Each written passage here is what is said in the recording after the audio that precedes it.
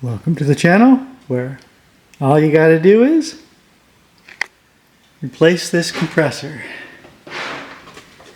So, I don't know if you can see it there, but that old thing, I bought this in mid-90s, I guess.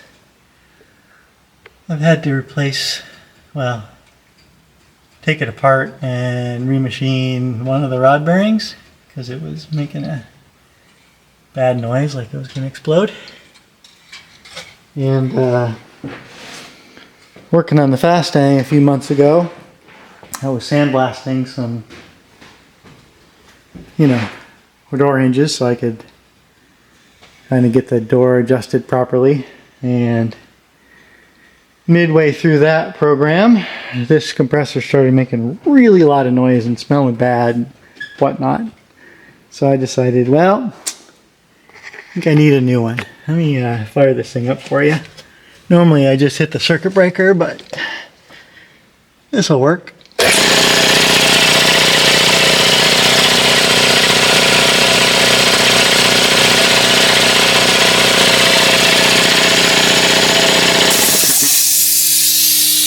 So she still runs, but I'm afraid it's gonna shit the bed on me. It's gonna be fun getting it out of here, but right through the floor we'll go. I don't know, I'll ratchet strap it down or something. Anyway, so in lieu of not having a compressor that works, and I'm gonna have to sandblast this thing anyway, or send it to somebody to get sandblasted. It's a pretty good view of what I got going on over here.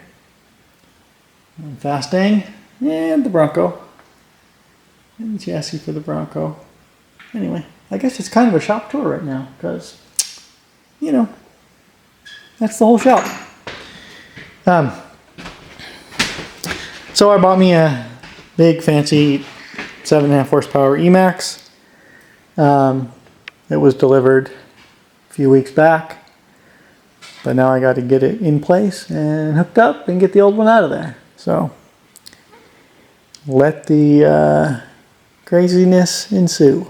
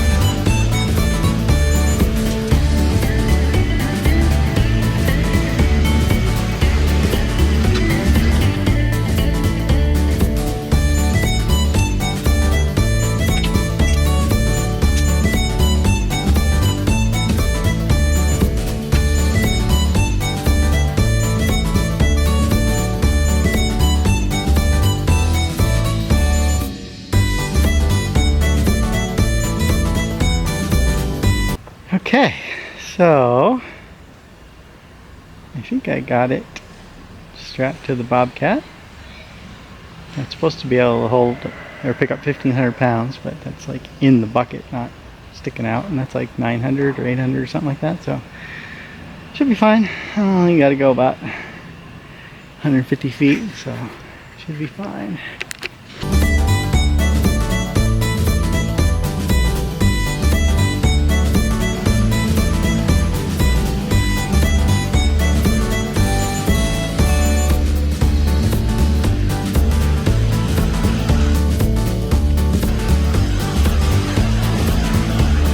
Alright, so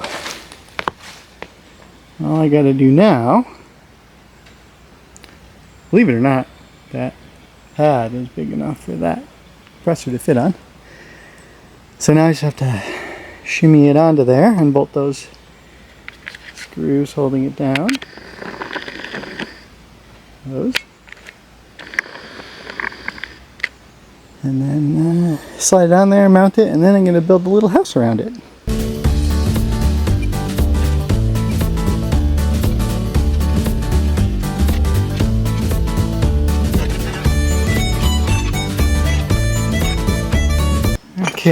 So I got this thing over here, kinda, but this thing's like 800 pounds, and I don't really want to wrestle it, so I think I'm gonna find a piece of scrap metal and put it underneath, and then just slide it along the scrap metal.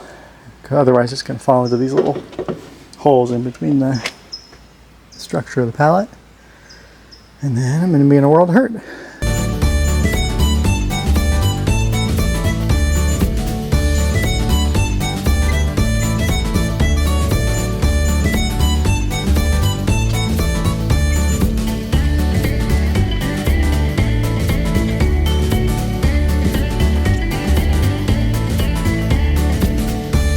Okay, so I've got it centered on the pad now.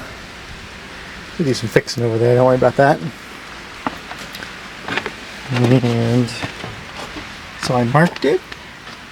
Unfortunately, I can't get my hammer drill in there to drill that because this is going to be in the way. So I just centered it, I marked it, and now I'm going to kind of shimmy it out of the way. I'll probably shimmy it that way.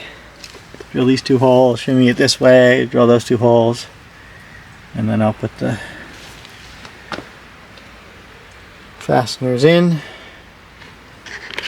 and then it will never tip over.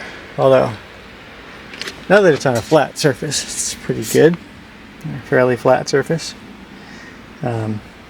This thing is just, the box was labeled caution top heavy like in 1,000 places, so yeah, it seems like they need bigger feet down there. I mean, once it's done, it's fine, but that thing is so tall and heavy. I imagine a high percentage of these get dropped on their head.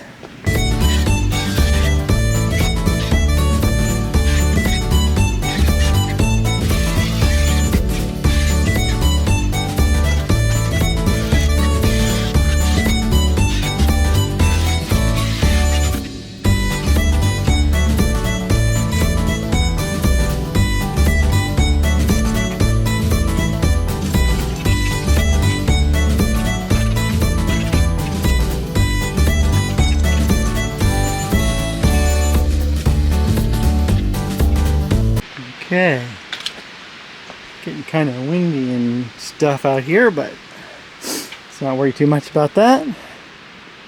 I got what I wanted to get done today. I got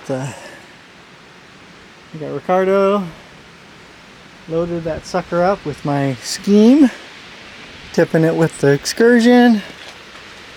So now I got to build a little hut around this. There's all the material for the hut. Some plywood over there for the sides and the roof.